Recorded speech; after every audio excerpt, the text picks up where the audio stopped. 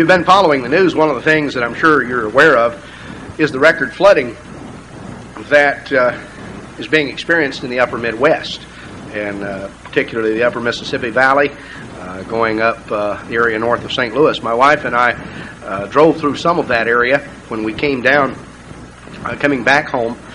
We drove down from her family's home in Estevan, Saskatchewan, drove down to Minot, North Dakota, across to Bismarck, or down on to Bismarck, and across to Fargo, North Dakota, and then came straight down from Fargo on Interstate 29 right on down to Kansas City. Caught Interstate 70 and went over to St. Louis, and then Interstate 55 in St. Louis that brought us right on down to Hammond. Well, on the stretch coming down through Iowa, as we got through South Dakota and that long stretch through Iowa there, was just pouring down rain through that whole time. There was a whole section of that was getting a lot of rain, stretched across portions of Nebraska and into Iowa and on into parts of Missouri, across into Illinois and Minnesota. And this area, of course, all drains into the Mississippi River. We cross the Missouri River twice as we come in, and the Missouri River is over its banks, and they're experiencing record flooding in the area, massive damage, and upwards of $1 billion already to crops along that area. And of course, the flood waters are gradually moving downstream. Now they've said, oh, well, this won't pretend a problem down this direction. Well, if it's up there, eventually it's got to come out down here. So it's certainly going to have some problems, but the amount of problem, of course, remains to be seen. The last time, this breaks records that they've had in that area going back as far as they've kept records in terms of there in the St. Louis area. The last time, the previous record was set in 1973. My family and I were living in Cape Girardeau, Missouri in 1973, and remember that very vividly because Cape Girardeau is right on the Mississippi River, 120 miles south of St. Louis. And at that point in time, the Mississippi kept rising and rising, and the flood wall there at Cape Girardeau was they became increasingly concerned about as to whether the flood wall would hold because the water had never been that high. And you not only have the problem of the water getting up higher than the flood wall and over it, but you also have the problem of just the weight that is pressing against it. And as that begins to mount, the question of how effective is it? Well, they said back in 1973, well, that's a 100-year flood. We won't have to worry about anything like that for at least 100 years because we have records that go back for almost 200 years, back to the time of French rule, and the river has never gotten that high here in St. Louis. So one thing about it, we don't have to worry about it for a long time to come. This was once a century or more flood. Well, the record didn't stand for 20 years because now they've got another one, and it's already topped. The last figures I heard was that it was just under 2 feet above the previous record there in St. Louis. And a lot of the areas north and west of St. Louis, part of the Missouri River floodplain, were underwater. We actually saw that as we looked down coming up on the interstate. You could see where some of that was underwater, and of course we caught it on the local news there. And we see things like this. Now, we experienced just a year ago, we experienced a hurricane. Came through here, and a lot of us were very directly impacted by that. Florida experienced a hurricane just a short period of time before that. Going back a year earlier, South Carolina had experienced one, and these, of course, really took their toll on the insurance industry. And now there's another major disaster. Major disasters. And the real impact of this one is yet to be fully realized and fully seen. Are these things purely accidental and incidental? Are they part of any overall scheme of things? Do they play any role in what's going on? You know, when we read about record flooding there along the upper Mississippi Valley, when you read of record heat on the East Coast and the problems that that's causing, it sort of sounds an awfully lot like some of the things you read back in Leviticus and Deuteronomy, things you read in Isaiah and Jeremiah and Ezekiel. Let me ask you a question. Do any of those, is that just a coincidence? Is that just sort of a coincidence? Or do those prophecies literally apply to our day and our time? Are the things you read in Leviticus and Deuteronomy, Leviticus 26, Deuteronomy 28, in the books of Isaiah, Jeremiah, Ezekiel, and many of the minor prophets, do those things, are they literally talking about what we're reading in our headlines and hearing on our news today? Or is it purely a coincidence that some of these things are occurring? Well, I would like for us to notice this afternoon whether or not these Bible prophecies literally apply, and to understand a little more clearly of what they do mean for us today and the time ahead. Now, most of the, if you grew up as I did in a Protestant church or perhaps in the Catholic Church, you probably didn't hear a whole lot about prophecy. I know I didn't. Prophecy was not something that was frequently talked about. And if it was, the idea was, as is brought out in many of the commentaries, well, prophecy is primarily sort of for general encouragement, sort of an all's well that ends well type of a thing.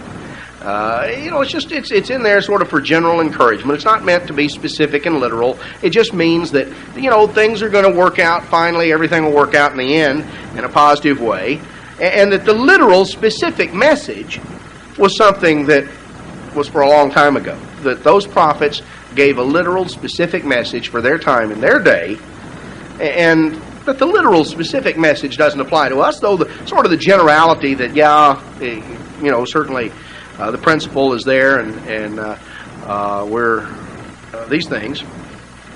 Well, I want to go a little further in some of that, because the Bible itself determines the context of these prophecies. The Bible determines its own context, and whether or not these prophecies literally, specifically apply, is something that we can clearly note. The first thing that I would like to call to your attention is the prophecies in Leviticus 26 and in Deuteronomy 28.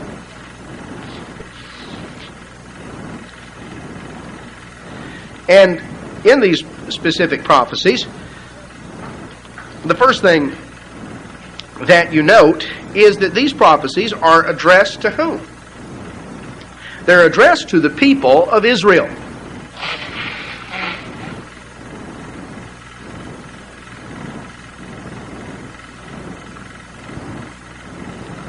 These prophecies are addressed to the people of Israel. The prophecies of Leviticus chapter 26 have to do with the consequences that would come if the nation obeyed or did not obey the promises of God, the law of God, and all of the results that were described. If we were to come over to Deuteronomy 28, again, these statements in Leviticus and in Deuteronomy are clearly addressed to Israel. In Deuteronomy 27 and verse 1, Moses, with the elders of Israel, commanded the people, saying, "Keep all the commandments which I command you this day." And then they went into the blessings and the cursings. And chapter 28 stated, "It'll come to pass, if you will diligently hearken to the voice of the Lord your God, to observe to do all these things, you'll be set on high," and it goes through the blessings. And then in verse 15, "It'll come to pass, if you won't hearken to observe to do all these things, these curses will come upon you." And it talks about, "Cursed shall you be in the city, and cursed shall you be in the field." Now, if we want to look at some of that, we could certainly go through and say, well, you could definitely apply that to what we're experiencing in the world today, what we're experiencing in the United States. We've seen just in the United States, we've seen the number of violent crimes that have gone up in a 30-year period between 1960 and 1990.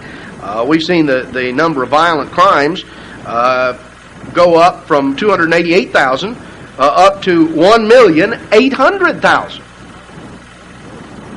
Well, you say, well, population has increased. Well, yes, it has, but the number of violent crimes committed per 10,000 population, so it's a constant, was about 16 per 10,000 population in 1960, and it's up to 73 in 1990. Now, you could go through and you could document some of these things, but again, the question comes, is that simply something that is analogous to what's going on? Do the prophecies of Leviticus and Deuteronomy, Isaiah, Jeremiah, and Ezekiel, do they literally apply? Is this literally what they're talking about when we read of some of these floods, when we read of drought and some of the natural disasters? Is that what these verses are literally talking about? Well, let's go a little further. Let's come on back to the book of Isaiah. Let's see the context of these books. Let's understand the context in two ways. The context in terms of to whom it is addressed, and the context in terms of the timing of the prophecies. You see, the context is not just a matter of when Isaiah wrote it. It is a matter of were these words simply intended to apply to his people in his day, or was he talking about something that stretched way beyond? In Isaiah chapter 1 and verse 1, it says, a vision of Isaiah the son of Amoz, which he saw concerning Judah and Jerusalem in the days of Uzziah, Jotham, Ahaz, and Hezekiah, kings of Judah. So, here is what Isaiah saw. And Isaiah's ministry was 50, 60 years in length. It stretched from a period of about 30 years before northern Israel went into captivity, all the way down to a number of years after the northern Israel went into captivity, on down to 20, 30 years after Israel went into captivity. Isaiah was not writing to Israel or not writing in Israel. He was writing in Judah. And the time that he wrote it is detailed here. But was Isaiah simply writing to the Jews of his day? Is that all the book of Isaiah is addressed to? As we come on down, let's notice to whom the book of Isaiah is addressed. In verse 8, verse 3, it says, the ox knows his owner and the ass his master's crib, but Israel does not know. My people do not consider. Now, Isaiah makes reference here to Israel in verse 3. Up in verse 1, we saw that reference to Judah and the kings of Judah. Is there a difference between Israel and Judah? Did Isaiah make a distinction between Israel and Judah? Did he use those terms interchangeably? Well, we're going to see that as we go on through just a little bit. In verse 8, here's an interesting expression. Several expressions run through the prophets, and here's one that we find in a number of places. In verse 8 it says, the daughter of Zion is left as a cottage and a vineyard, as a lodge and a garden of cucumbers, as a besieged city. This expression, daughter of Zion, you'll find Isaiah uses that, Jeremiah uses that. They talk about the daughter of Zion. Well, what does that mean? The daughter of my people, the daughter of Zion. Well, God uses the analogy of a woman to compare to Israel.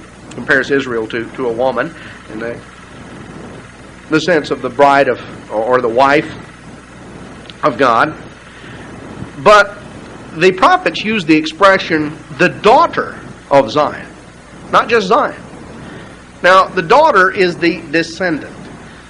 The prophets used that expression because the prophecies primarily had reference not to their time and their day, but to the end-time descendants of those people. So it uses the expression, not most commonly, it's not just simply that Zion is, but the daughter of Zion, referring to the descendant, personified as a woman, personifying the descendants of Israel as a woman, as a daughter. So just one little minor thing to illustrate that these prophecies reach on down in terms of time. But just notice in Isaiah chapter 2 and verse 1, the word that Isaiah the son of Amoz saw concerning Judah and Jerusalem. It shall come to pass in the last days that the mountain of the Eternal's house shall be established in the top of the mountains and shall be exalted above the hills, and all nations shall flow in unto it. Many people shall go and say, come you, let us go up to the mountain of the Eternal, to the house of the God of Jacob. He'll teach us of His ways. We'll walk in His paths. Out of Zion shall go forth the law, the word of the Lord from Jerusalem. He'll judge among the nations, shall rebuke many people, until they beat their swords into plowshares and their spears into pruning hooks. Nation shall not lift up sword against nation, neither shall they learn war any more. O house of Jacob, come you and let us walk in the light of the Lord. Now, the time setting is very clear here in Isaiah 2 and verse 2. It says, it shall come to pass in the last days. In the last days. Then we're told that it is a description of events that are yet to occur. The government of God established on this earth. Isaiah may have been writing in ancient Judah, and he may have been writing in the time of these kings, but his message had implications that went way beyond.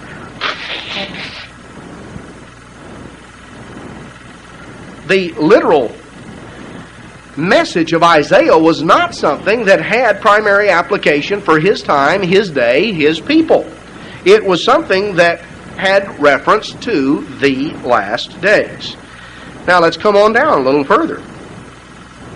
Here in the book of Isaiah, in chapter 5. Isaiah in chapter 5 and verse 7. The vineyard of the Eternal of Hosts is the house of Israel, and the men of Judah his pleasant plant. He looked for judgment, but behold oppression, for righteousness, but behold a cry. Now here we find clearly addressed a distinction between the house of Israel and Judah. So Isaiah makes a distinction between these two groups, and he is clearly addressing not simply Judah, but he is addressing also the house of Israel. Coming on down just a little further in chapter 10. In verse 20. It'll come to pass in that day. Now here's another expression that you find used frequently in the prophets. In that day. What day? Well, we're going to see that defined. But that expression, in that day, is a reference to the end time.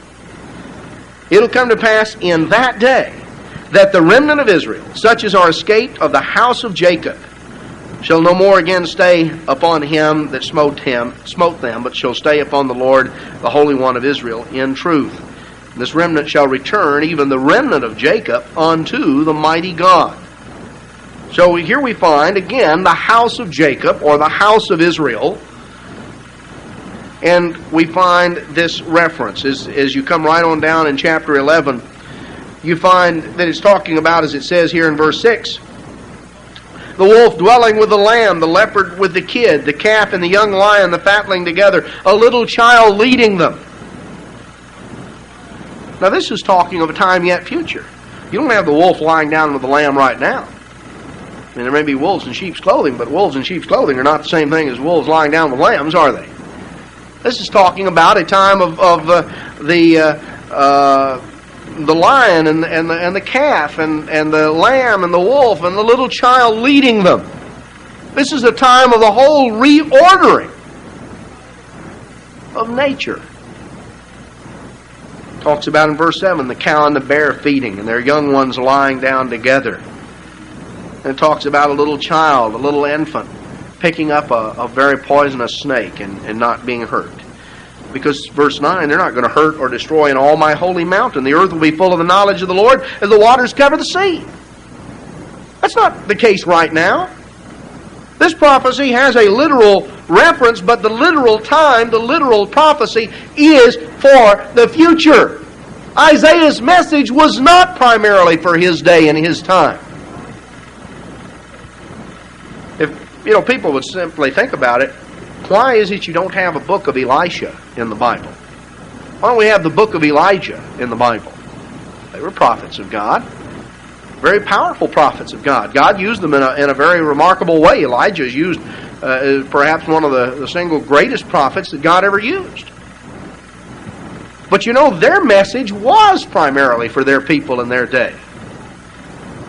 And the work that God did through Elijah was used as a type of what he would later do through John the Baptist and in the end time. And we have that referenced in other places, and we have a brief summary of their ministry given in the books of 1st and 2nd Kings. But their message, the details, the great details of their message are not contained in some separate book. Why? because their message was not primarily for us today. God didn't preserve it. It didn't need to be preserved beyond that generation because most of what they said was referenced to their day and their people. The part that applied to us was recorded, the outline of it was recorded in 1st and 2nd Kings. But when Isaiah wrote, when Jeremiah wrote, when Ezekiel wrote, when Daniel wrote, when Hosea wrote, when Joel and Amos and Obadiah and Jonah and Micah and Nahum and all the others, when they wrote, their messages primarily had impact beyond their time and their day. And God preserved that record for us. So we see that in Isaiah chapter 14 in verse 1 and 2. For the Lord will have mercy on Jacob and will yet choose Israel and set them in their own land. The strangers shall be joined with them. They will cleave to the house of Jacob. And the people shall take them and bring them to their place. And the house of Israel shall possess them in the land of the Lord for servants and handmaids. They'll take them captive whose captives they were. And they'll rule over their oppressors. This is talking about a time in verse 5 when the Lord will have broken the staff of the wicked. A time in verse 7 when the earth is at rest and is quiet and they break forth to singing. That's not descriptive of today, and it wasn't descriptive of 2,700 years ago when Isaiah was writing these things down. These are descriptive of events that are yet to occur, events that will occur in that day.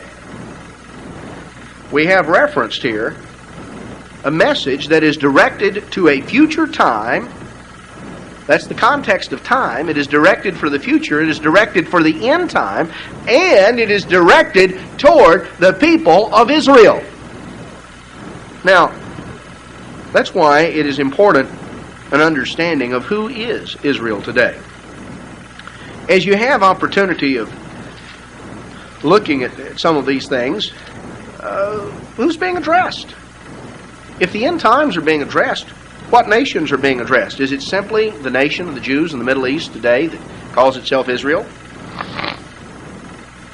Well, that's the Jews.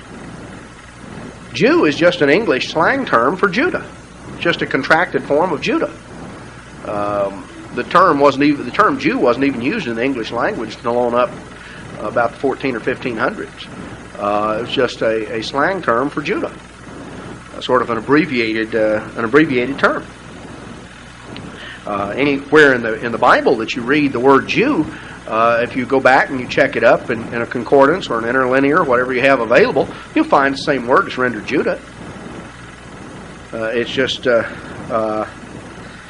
we say Jew instead of Judahite, as we might say Benjamite or Manassite. It's just a way of stating the term. And the Bible does not use the term Jew interchangeably with Israel. We're going to see that here. Jeremiah 2 verse 1, Moreover, the word of the Lord came unto me, saying, Go and cry in the ears of Jerusalem, saying, Thus says the Lord. So here Jeremiah was, and Jeremiah is writing about 100 years after the time of Isaiah. And he's writing in Judah. He's writing 100 years after northern Israel had already gone into captivity. Jeremiah didn't even begin writing until over 100 years after northern Israel had gone into captivity to the Assyrians. And the nation of Judah continued on along. Jeremiah was of a priestly family from the area of Anathoth, which was in the land of Benjamin. It was a village very close to Jerusalem.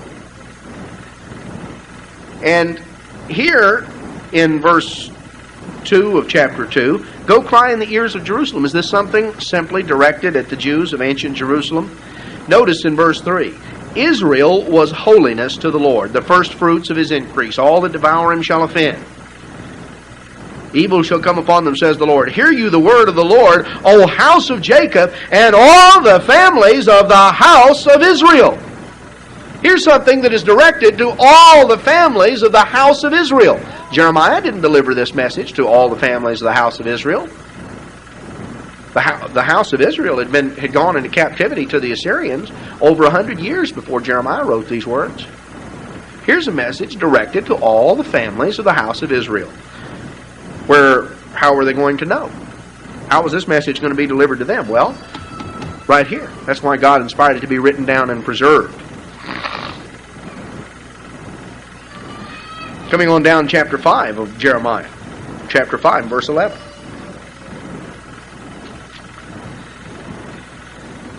For the house of Israel and the house of Judah have dealt very treacherously against me, says the Lord. Now Jeremiah makes a distinction between the house of Israel and the house of Judah. He understands, as most of the commentators, of course, do not understand, Jeremiah understood they were two different, separate peoples. And he addressed them so. He did not use the term interchangeably. House of Israel and the house of Judah. Now sometimes what was happening in Jerusalem, which had been the capital at one time of all of Israel, sometimes what was happening in Jerusalem in Jeremiah's day was used as a type of what God was ultimately going to do to all Israel. But the real emphasis of the prophecy, and that to which it is specifically addressed, is the end time house of Israel. Coming on down.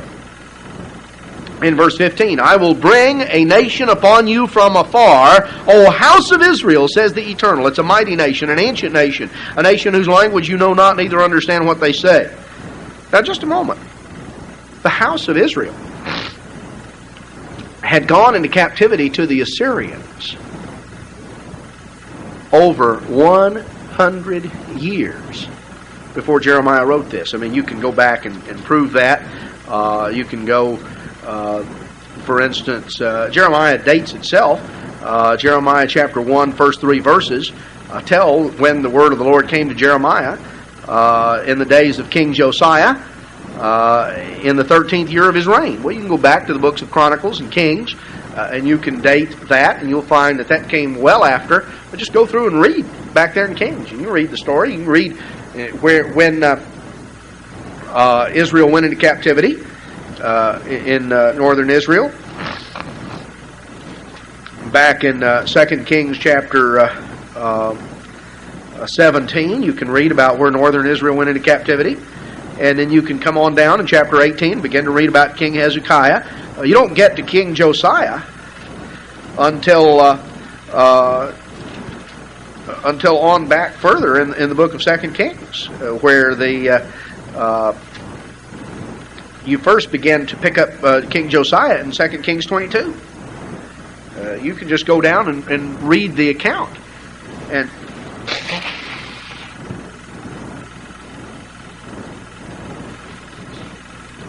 it's very clear that the time when Jeremiah began to write these words was long after the house of Israel had gone into captivity. Now, in Jeremiah chapter 5, verse 15, he says, I will bring a nation upon you from afar, O house of Israel. Is God always running a day late and a dollar short? If you believe that if somebody says, well, this was just written, this literally applied back then at that time. Well, he's warning a people of impending captivity, of impending invasion. He's warning people of an event that happened over 100 years earlier. That doesn't make sense. It'd be sort of silly to stand up here and warn you about a course of action that occurred in history 100 years ago.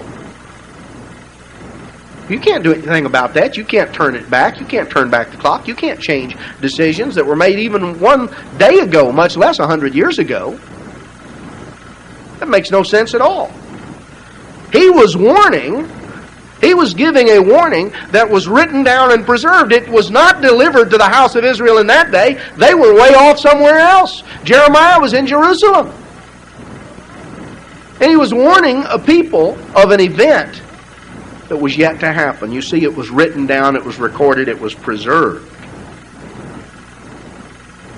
And it was warning of a future time. This is a prophecy, not a matter of history. It says, I will bring. Future tense. It's not written in history. It says, well, back a long time ago I brought a nation against you from afar. No, it's what I will do, God says. Coming on down,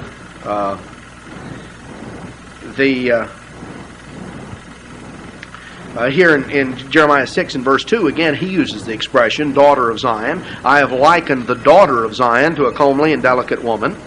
Coming on down to chapter 9, book of Jeremiah. Verse 25, Behold, the days come, says the Lord, that I will punish all of them that are circumcised with the uncircumcised. Egypt and Judah and Edom and the children of Ammon and Moab and all that are in the uttermost corners that dwell in the wilderness. For all these nations are uncircumcised, and all the house of Israel are uncircumcised in the heart. Now here he mentions Judah and then proceeds right on down to the house of Israel. He links in many different nations. Interestingly enough, all of the nations that he mentions here practice physical circumcision. You see, even the Muslim nations practice physical circumcision. He says, I'm going to punish those that are circumcised with the uncircumcised. You see, the issue of circumcision is not merely a matter of a physical circumcision. What God's really after is circumcision of the heart, which gets into a different subject. But the point that I want to bring out is that Jeremiah made a clear distinction between Judah and Israel. He understood that they were two separate nations, two separate people. And we could go on chapter 11. Chapter 11 and verse 10. They're turned back to the iniquities of their forefathers. They refused to hear my words. They went after other gods to serve them. The house of Israel and the house of Judah have broken my covenant which I made with their fathers. They've broken my covenant. The house of Israel and the house of Judah. Two separate groups. Jeremiah understood that they were different. Let's look in the book of Ezekiel.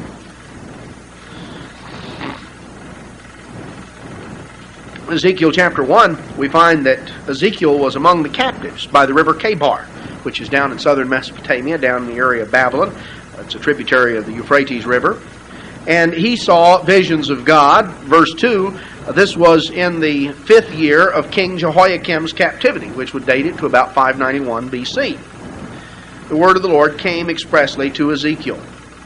He was there by the river Chebar, and the hand of the Lord was upon him. So here is Ezekiel, a captive himself. He's writing, he is a contemporary of Jeremiah, but a little bit of a later or younger contemporary. He began writing about 30 years after Jeremiah started, but their ministries overlapped somewhat. Here's Jeremiah is back in Jerusalem. Here's Ezekiel as a captive. And he is addressing something, and notice to whom Ezekiel's message is addressed. Ezekiel chapter 2 and verse 3, he said unto me, Son of man, I send you to the children of Israel, a rebellious nation. The children of Israel. The house of Israel had gone into captivity. They were settled way up in the cities of the Medes. 2 Kings 17 brings that out. Hundreds of miles from where Ezekiel was, ruled by a different empire, ruled by the Medes. Ezekiel was down here in the area of the Babylonian Empire. And here he was as a captive, and God said, I've given you a message, and the message is for the house of Israel. Continuing on over here in Ezekiel chapter 3 and verse 4, it says, He said unto me, Son of man, go get you unto the house of Israel, and speak with my words unto them. He talks about in verse 7, the house of Israel will not hearken unto you. Verse 17, I've made you a watchman unto the house of Israel. Here was Ezekiel with a message to the house of Israel. But again, it was a message that was given over 100 years after Israel had gone into captivity. Now it was given to a man who was a Jew who had gone into a different captivity, in a totally different area, ruled by a totally different group of people. He was given a message for people who had gone captive over 100 and, by this time, 30 years earlier. That doesn't. Ezekiel's message was not for his time and his day. As you come on down to Ezekiel chapter 4, he was to take a tile, lay it before you, and portray upon it the city, Jerusalem, to lay siege against it. In verse 3, at the end of verse 3, it was to be a sign to the house of Israel. And Ezekiel went through this ritual that he was to take, and every day he was to go out and he was to lie on his side. in a public place there. And for 390 days he was to lie on his left side, go out and spend a portion of time lying on his left side. And this 390 days, he was to bear the iniquity of the house of Israel. In verse 6, when you got finished with that, he was to go and to bear the iniquity of the house of Judah. He was to lie on his right side for 40 days. I have appointed you each day for a year. Verse 6. Now, here is a clear distinction made between the house of Israel and the house of Judah. There was one punishment to come on the house of Israel for 390 years. A day for a year, says so right here. And 40 years on Judah. Now, the 390 years or 390 days of punishment on the house of Israel, showing again a clear distinction between the house of Israel and the house of Judah. 390 years stretch from the captivity.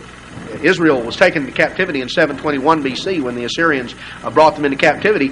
You continue on down, 390 years brings you down to 331 BC, which is the year Alexander the Great conquered the empire of the Medes and the Persians, and conquered that empire, and the captive peoples of the empire were set free and were able to migrate, to go. That's what you see if you study it historically, that in 331 there was the beginning of a migration that proceeded from this area up between the Black and the Caspian Sea, across the northern shore of the Black Sea, and up into northwestern Europe. If you study your old history of France, they'll bring out that the original invasion of the Gauls into Europe occurred just over 3 centuries prior to Christ. In other words, right after Alexander the Great conquered this 390 years was up. The description, again, a clear distinction between the house of Israel and the house of Judah. We could go there are other places that we could go, but I think that this serves to make the point that we're looking at a clear distinction between the house of Israel and the house of Judah. If you go back to 2 Chronicles chapter 5, or 1 Chronicles, excuse me, 1 Chronicles chapter 5, I want to call your attention to something. 1 Chronicles chapter 5 and verse 1. Now the sons of Reuben, the firstborn of Israel, for he was the firstborn, before as much as he defiled his father's bed, his birthright was given unto the sons of Joseph, the son of Israel, and the genealogy is not to be reckoned after the birthright. For Judah prevailed above his brethren, and of him came the chief ruler, but the birthright was Joseph's. So here we're talking about Israel, and we talk about the sons of Joseph, the son of Israel, that Judah, the chief ruler, was to come from Judah, but Joseph had the birthright. Now, if we go back to the book of Genesis, chapter 48, we read a very interesting story.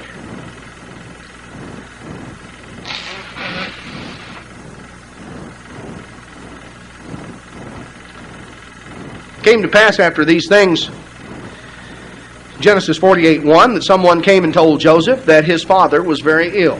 And he took his 2 young sons, Manasseh and Ephraim, and they also told Jacob that Joseph was coming and bringing his 2 young sons. And Israel strengthened himself and sat upon his bed. Now, if you'll notice in verse 2, Jacob and Israel are used synonymously, referring to the same man. His name was Jacob, and God later changed his name from Jacob to Israel. Word had come to Joseph, your father is dying. Joseph took his 2 young sons and went to see his father. Word came to his father, said, look, Joseph is coming and bringing his boys. And when Jacob heard that, he bestirred himself and he got up and had himself propped up, sat up in bed. You know, he really got up for the occasion. And he was waiting for them. And he was very excited as they were brought there, and he addressed them. And when Joseph came in with the boys, Jacob asked him who he had with him. And Joseph told him in verse 9, these are my sons that God has given me. Verse 10, we're told that the eyes of Israel were dim for age, so he could not see. So he was unable to see, perhaps had cataracts or whatever. He was well up advanced in years and was not able to see, perhaps discern light or movement, but not able to see to recognize. So the boys were brought near to him, and he kissed them and embraced them. And he told Joseph, he said, I had not thought to see your face, and now God has showed me also your seed. And Joseph brought them out from between his knees. I always think that's sort of humorous. You think about it, these two little boys, and obviously small little kids. You can imagine how intimidated they were there at this scene. Here was this elderly man, way on up past 100 years of age, that was dying, and he was propped up there in bed, and they were brought in there just sort of in awe of it. What do little kids do? They weren't out there in front. Boy, they were back hanging on to Daddy's legs, hiding there, and Joseph had to bring them out from between his knees because here were these two little guys, and they were just sort of intimidated by all what was going on. Their eyes were big, and they were holding on to Daddy. And Joseph brought them out, and said, "No, here, boys, come on up here, And you can just imagine, these two little fellows that were there in this situation. And he was bringing them up close, and they probably weren't sure they wanted to get real close. Those of you, who either have little kids or have had little kids can imagine. They probably weren't sure how close they wanted to get. And he was bringing them out, and we find that he took them, Ephraim in his right hand toward Israel's left hand, and Manasseh in his left hand toward Israel's right hand, and he brought them near. Now Israel stretched out his right hand, and he laid it on Ephraim's head, who was the younger, and his left hand upon Manasseh's, guiding his hands wittingly. Now Joseph knew that his dad couldn't see well enough to recognize the boys. And so he tried to line it up and say, well, here, Dad, you can lay your hands on them. And so as he was bringing them forward to be blessed, and as Jacob was going to convey this blessing, Jacob then reached out and he crossed his hands. And then as you read on down, you find that Joseph saw what he did, and he tried to stop him and say, wait a minute, you're confused here. Let me switch your hands. You got the wrong hand on the wrong boy. Jacob told him, no. I know what I'm doing. I understand what I'm doing. When in verse 17 you see Joseph saw it, and he sought he held up his father's hand. He tried to switch hands. And Joseph said, no, Father, this is the firstborn. Put your right hand on his head. Here, you're confused, Dad. You got the wrong son. And his father, verse 19, refused. And he said, I know it, my son, I know it. I know who he is. Just because I'm blind doesn't mean I can't see. I know who it is. He also shall become a people, and he also shall be great. But truly his younger brother shall be greater, and his seed shall become a multitude of nations, a company of nations. You see, the result here described. And what was it that Jacob said? What was the blessing that he asked? In verse 16 he said, let my name be named on them. The name of Israel was named on Ephraim and Manasseh in a very special way. So when you read of the house of Israel, you're reading of the descendants of Israel. But in a special way, these prophecies apply to the descendants of Joseph, the birthright people, specifically Ephraim and Manasseh. Because the birthright came to Joseph. And it came to Joseph's sons, Ephraim and Manasseh. Ephraim was to become a great company of nations. And Manasseh was to become a nation, a great nation. We have a reference when we look at the Bible's context that these biblical prophecies are addressed to the end-time descendants of Ephraim and Manasseh. You can't make hide nor hair of all these biblical prophecies if you don't understand the key of where is Israel today. Where's Israel today? If you don't know the answer to that question, then the prophecies contained in Leviticus 26 and Deuteronomy 28 and Isaiah and Jeremiah and Ezekiel and all these others or a mystery. Because they specifically address events that were to happen, future tense, to the house of Israel. Now let's notice something in the book of Daniel. In Daniel chapter 12, were the prophets writing primarily for their time and their age and their day? No. You know, many of the prophets didn't even understand what they wrote. They didn't know what they were saying in terms of understanding it. I mean, they knew the words they had said, but they didn't know what it meant. Daniel chapter 12 and verse 8, he says, I heard, but I understood not. Then said I, O my Lord, what shall be the end of these things? And he said, Go your way, Daniel, for the words are closed up, unsealed, until the time of the end. He didn't explain it to him what it meant. He said, look, these things are sealed up until the time of the end. Many shall be purified and made white and tried, but the wicked shall do wickedly, and none of the wicked shall understand, but the wise shall understand. So it was to be understood in the time of the end by the wise. Now, who are the wise? Well, we're told what? By the fear of the Lord is the beginning of wisdom. Isn't that what Proverbs tells us, that the fear of the Lord is the beginning of wisdom? The wise, if you go through and you read the way wisdom is defined, that it starts with the fear of God. It's by the fear of the Lord that men depart from evil. Those who stand in awe of God. As it says in Psalm 111, a good understanding of all they that do your commandments.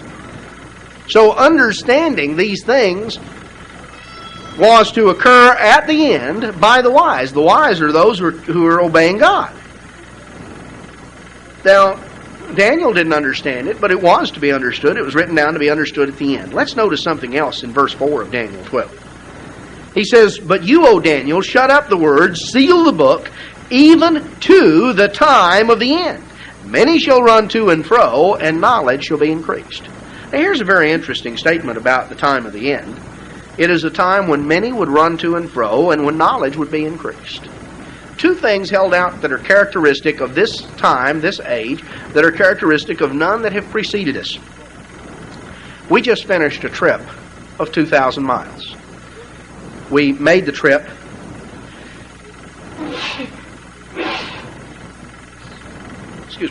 We made the trip in just over 3 days, or just under 3 days. If you remember from your history, the Lewis and Clark expedition was sent out by Thomas Jefferson to explore that area. Much of the area that they traversed, we did. It took them months.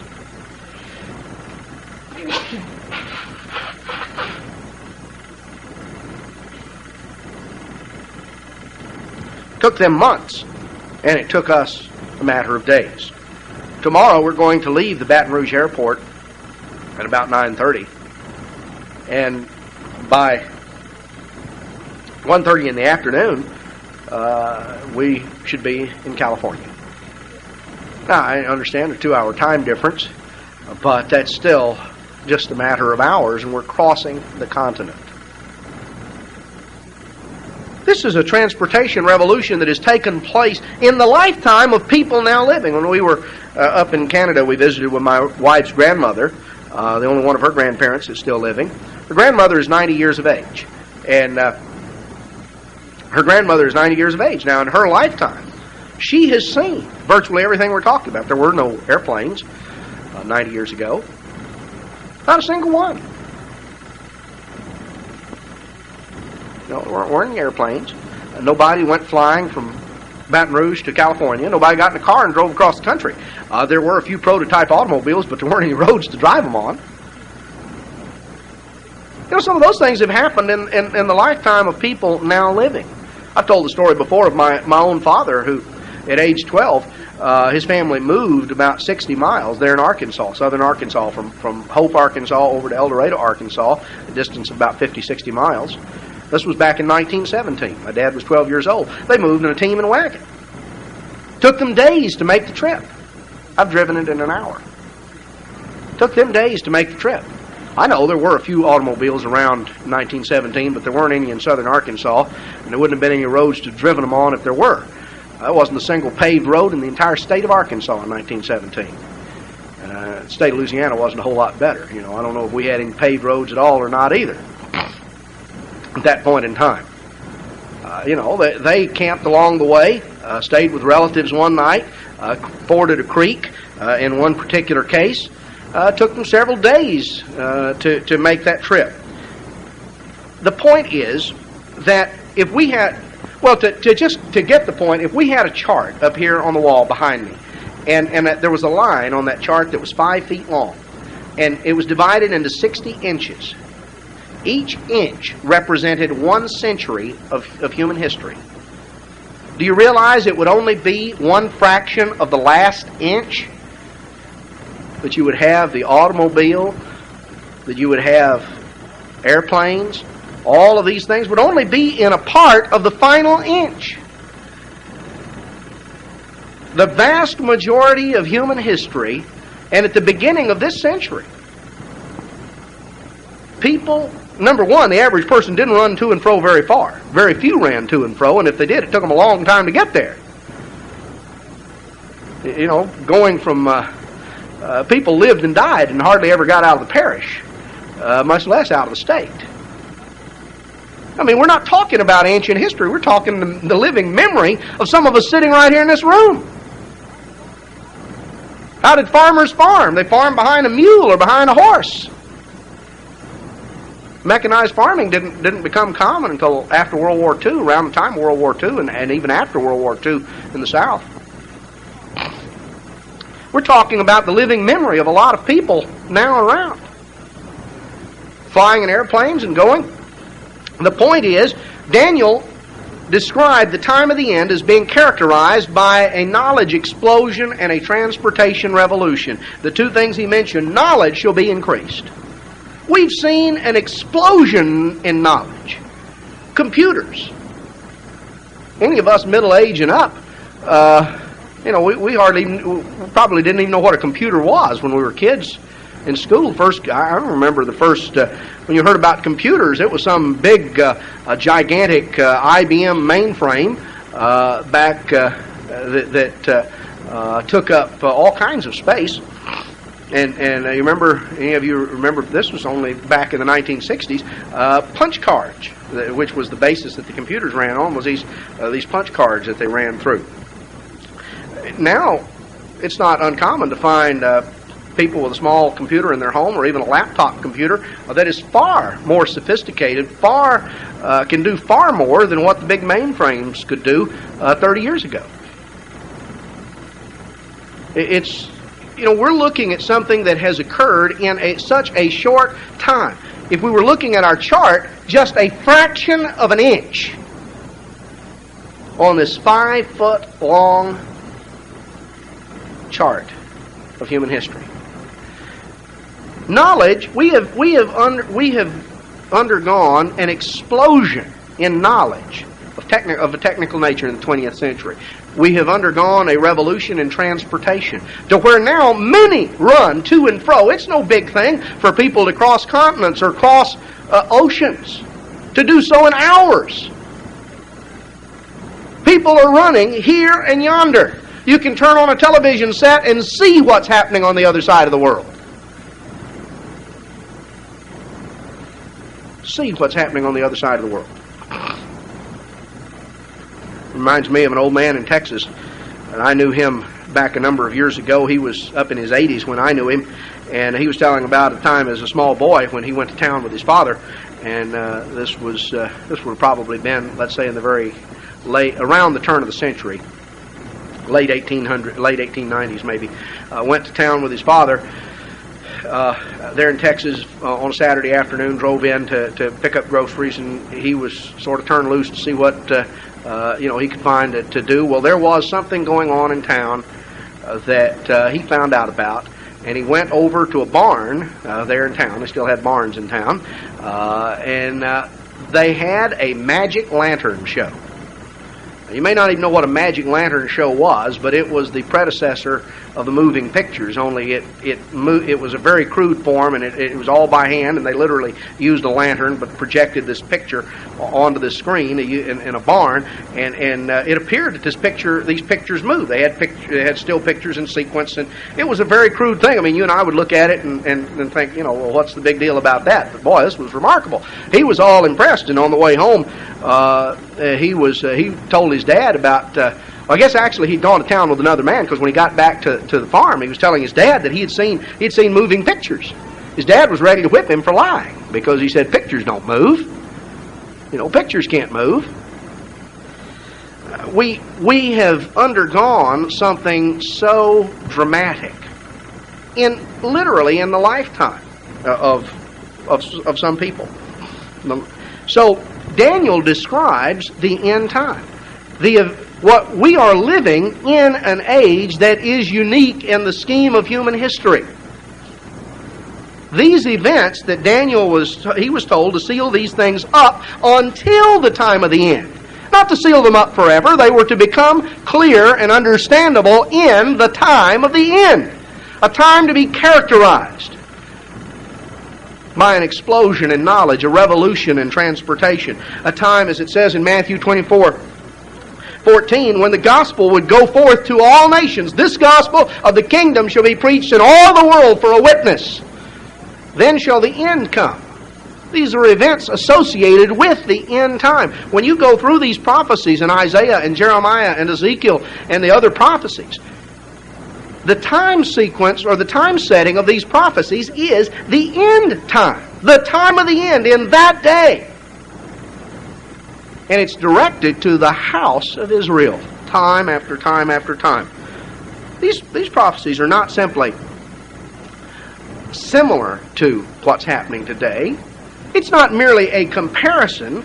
Many of these prophecies literally are talking about what we're experiencing. When you go back to the book of Isaiah, for instance, we just pick a couple of things. When you go back to the book of Isaiah, and here for instance, in chapter 3 of Isaiah, Isaiah 3:4, it says, I'll give children to be your princes, and babes shall rule over them. Well, it's not simply an interesting coincidence. The staff in the Clinton White House is not purely an interesting coincidence. Even the political cartoonists have had fun out of that, making fun of the fact that that by comparison, the staff is all sort of wet behind the ears, and it's been something that comedians and political satirists and cartoonists have been making fun of. It's not simply a coincidence that Isaiah 3:4 talks about that. That's a literal description. That was prophetic of what was going to occur, of the upside down situation that was going to occur in terms of our social and political and moral fabric. You can go through Isaiah 3, for instance, and just read about the time in verse 5. A people shall be oppressed, every one by another, every one by his neighbor. The child shall behave himself proudly against the ancient, and the base against the honorable, an upside-down situation. I could sit here and go through statistics, skyrocketing juvenile crime and skyrocketing violent crime. We could go on and talk about, in verse 12, as for my people, children are their oppressors. Women rule over them. O my people, they which lead you cause you to err, destroy the paths of your people. And it goes on down and it talks about various things. It's not just incidental. It's not coincidental. When you read up in Isaiah 3 and verse 9, the show of their countenance does witness against them. They declare their sin as Sodom. They hide it not. Woe unto their soul, for they have rewarded evil unto themselves. You think it's just a coincidence that we've got all this big flap about homosexuals in the military? It says they declare their sin as Sodom. They're proud of it. They brag about it. The issue of homosexuals in the military, the real issue has to do with wanting the legitimacy of the homosexual lifestyle accepted and acknowledged. They don't need special laws to prevent so-called gay bashing. It's already against the law to shoot somebody or hurt somebody or beat somebody up or set their house on fire. That's already against the law. You don't need a special law to single out one class of people. It's against the law to do that to anybody. That's already against the law. The problem isn't you don't need a new law. But what's described here is a time that society was going to come where the sin of sodomy was going to become so open. They declare their sin as Sodom. There's no sense of shame, no sense of embarrassment about it. It's a matter of wanting it legitimized, wanting it accepted as legitimate, wanting it acknowledged that, hey, that's no different than being black or being Oriental or being this or being that. Well, yeah, it's quite a bit different. We could go through many, many different prophecies that focus in on specific things. But the point is, and we will at various times, when it goes through and it talks about these events and the things that are going to occur, the point is these prophecies are specifically targeted at our time, our day, our people. When you drive through, as my wife and I have had occasion to do over the last years, driving up through the very heartland of this country, up through Kansas and Nebraska and the Dakotas and Iowa and various states that are really the very breadbasket of the nation. You realize it's not only the breadbasket of the nation, this is the breadbasket of the world. Just as in ancient times the whole world came to be fed by Joseph, so in the last times the whole world has basically been dependent on the descendants of Joseph. Because who has the blessings that God promised Abraham? When you look around in the last days, who has those blessings? We could go into all the proofs of the identity of Israel, and that's beyond the scope of the sermon this afternoon. But the point that I want to make is these prophecies it's not simply coincidental, and it's not that sort of the generalities apply. These are literal, specific prophecies that are targeted at our time, at our day, and our people. And there's a response that God expects from us in that context. It's brought out in Isaiah chapter 52. Isaiah chapter 52.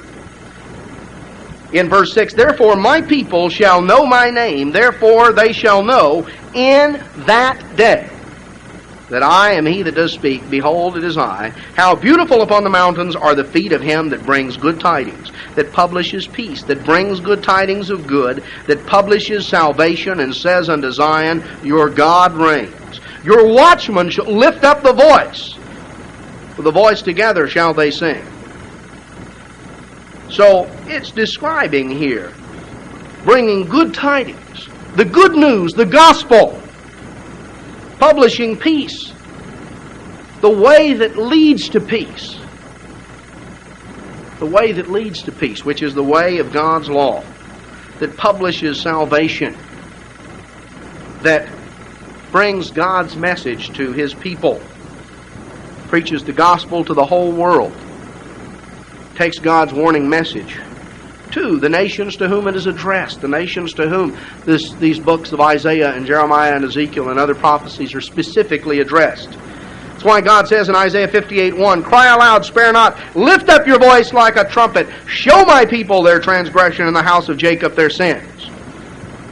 God calls on his people. To whom is this addressed? It's addressed to the people of God. There should be a sense of urgency, a sense of desire to fulfill the calling of God. Back in Ezekiel chapter 33, in verse 7, he says, O son of man, I've set you a watchman to the house of Israel. A watchman to the house of Israel. We have a great responsibility. One not to be treated casually or carelessly. But as we're told in Proverbs chapter 24 and verse 10, if you faint in the day of adversity, your strength is small. If you forbear, if you hold back to deliver them that are drawn unto death and those that are ready to be slain, if you say, behold, we knew it not, neither does not he that ponders the heart consider it, and he that keeps your soul, shall he not know it? Shall he not render to every man according to his works? God understands. God has given us insight and the ability to know and to understand what he is working out. It's not simply coincidental that some of these things sound similar. God declared the end from the beginning. God declared the end from the beginning. Paul brings out in the book of Acts that God has determined the times before appointed, the bounds of their habitation. God has laid out a great overview, a great master plan. He's preserved a message in this book. We have the opportunity of understanding this message, but with every blessing and opportunity comes responsibility. And we have a responsibility to go forth and to do the work of God, to carry out God's work, to put our hearts into that work. And so as we look and we see these events that are unfolding on the world scene, as we see the things that are happening in Europe and the Middle East, and there are many, many things, we need to understand that we are seeing take place events that are the literal fulfillment of what we read right in the pages of this book. And God has given us an opportunity for understanding of that message, and He's given us a responsibility to share that understanding, a message of hope, a message of repentance, a message that is good tidings, glad tidings, that is salvation and hope and peace to a world that knows very little of any of those things. There are events, in some cases horrible events, that are going to unfold. And there is good news that stretches on beyond those events.